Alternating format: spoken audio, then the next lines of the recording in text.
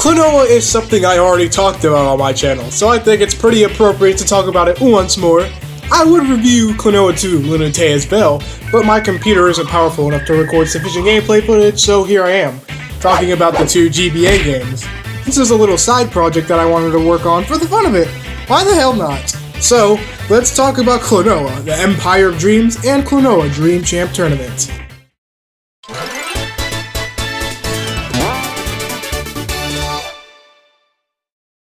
So I like Klonoa Door to Phantom Isle. You can go check that video out. I cannot say the same about these two GBA games, however, so if you want to watch a shitty recolor complain about a cat game for 7 minutes, you've come to the right place. Now let's get this show on the road. Klonoa Empire of Dreams came out in 2001, while Dream Champ Tournament came out in 2002. But enough about this small talk business, let's just get right into the story, shall we? Now, I'm not segmenting this like all of my other reviews, as I do want to keep things short. I'm not really considering this a let's review anyways, so let's just make things a little bit different for this time around. The plot of these games are very simple. The Empire of Dreams story starts off with Klonoa sleeping. Then he is abruptly disturbed by some random fucks. These guys escort him to the king, and the king bitches about how dreams are forbidden in this empire, with no real explanation given at the start. In order to prove himself, Klonoa has to defeat the 4 monsters terrorizing the land. Then can this little shit dream. Also, Hippo is in this game, which makes zero goddamn sense in context to Door to Phantom Isle, but okay. I can tell that neither of these games are connected with their console counterparts. Klonoa, however, is sporting his design from Klonoa 2 Lunatea's Bell, which is the design that makes him look more like a Sonic OC. No reason for me to complain about that though. That's the Empire of Dreams basic plot. Moving along to Klonoa 2 Dream Champ Tournament, yes, there are 2 Klonoa 2s, it's dumb I know, but it establishes that yes, the GBA games are in their own continuities that stray away from the PlayStation games. This game starts off directly after the first game, yet Hippo is nowhere to be found.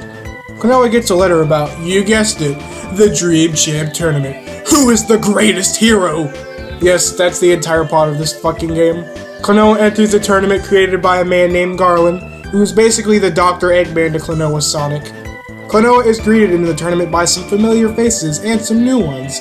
Lolo and Polka show up, proving even more that continuity doesn't exist in these games, and it also shows the introduction of Gunts. He's basically a shadow. I even memed on that before in my Klonoa Beach volleyball video. That blue hedgehog again, of all places. I found you, Faker. Faker? I think you're the fake hedgehog around here. You're comparing yourself to me? Huh. His entire character is Meta Arrow Shadow in the sense that he's just a dick to be a dick. So there you have it, the 2 stories of the 2 Klonoa games. They are both simple and to the point. Not much else to comment about them. These 2 games play almost exactly like the console Klonoa games, and since I reviewed Klonoa Door to Phantom Isle a while back, I'm just gonna insert a card right here. Be brief. These games you play as the character Klonoa, a cat-like creature who wields the Wind Ring, an object capable of picking up enemies and Rule 34-fying them, basically. You can choose to throw them, or jump off of them, making a clever double jump maneuver. Unlike the 2 PlayStation games, you can't aim at the background or foreground because... duh, shouldn't even have to explain why. Klonoa can also hover for a bit thanks to his ears. Easy peasy. But sadly, unlike Door to Phantom Isle, a game I actually like, I don't really like these GBA games at all. They are painfully easy near the beginning and aggravatingly difficult near the end. It just gets monotonous, and it almost feels as if the puzzles near the end of each game can only be completed by Einstein or Jimmy Neutron. To tell you the truth, I ain't even finished Dream Champ Tournament. I genuinely despise that one. At least I beat Empire of Dreams. I've gotten to the 5th world of Dream Champ Tournament, but actually beating the game? Nah, I couldn't tolerate it anymore, so I just said fuck it. I'm not doing this anymore. Both of these games are structured identically in terms of completion. 5 worlds with 9 levels in each of them, some levels being optional. Even with that, the game still turns out to be pretty monotonous, and boring as sad as it is to say. You can't even beat the levels by getting to the finish. You have to find the 3 stars on the level, then you can actually beat said level. Some levels, however, are hoverboard sections that are probably the most fun part about the games, and the auto-scroll levels, which as well don't need you to find collectibles to beat. There are nice changes of pace that I can admit, but other than that, I can say bluntly that these games suck. No hard feelings, you Klonoa fans, but I mean, does it look like I care? I'm a recolored Metal Sonic. I can at least talk about the end of the Empire of Dreams, though.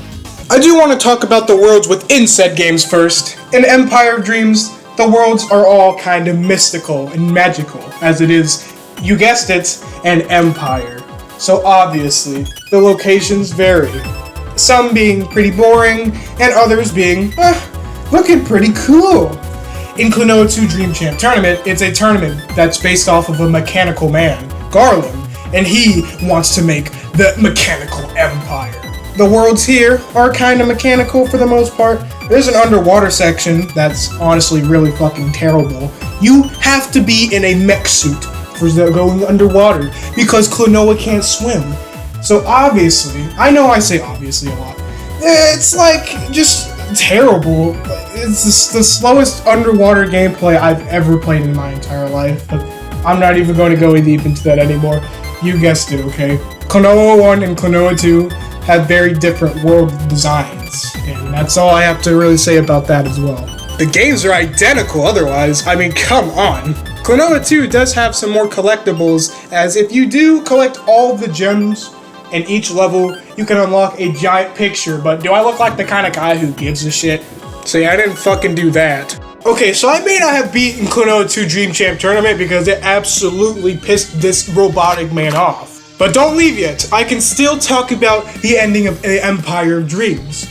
After you defeat the 4 main monsters across the land, Clinoa and Hupo go back to the king. It is revealed that he was controlled by some fuck that you have to defeat. It's a very interesting plot twist that's never been done in gaming before, I know.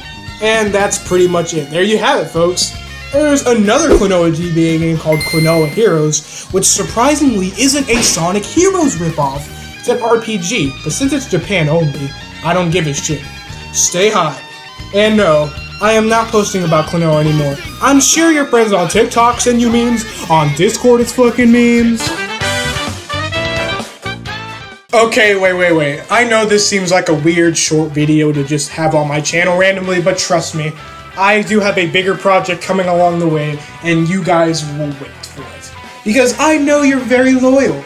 So, while you wait, just sit back and relax, and you guys get to see the magic and the glory that is our next review. Yes, I said ow.